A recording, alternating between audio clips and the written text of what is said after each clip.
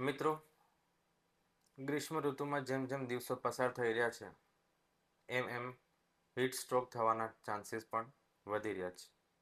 ગરમી વધવાના લીધે શરીરનું તાપમાન બેલેન્સ નથી રહેતું અને શરીર પોતાની જાતે એને ઠંડુ પાડી શકતું નથી.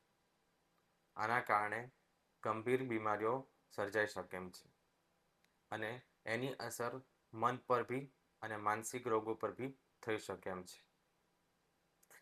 અમુક રોગો જેવા કે બાયપોલર, સ્કિઝોફ્રેનિયા અને ડિપ્રેશન એની અંદર સિઝનલ ફ્લક્ચ્યુએશન પણ જોઈ શકાય એમ છે.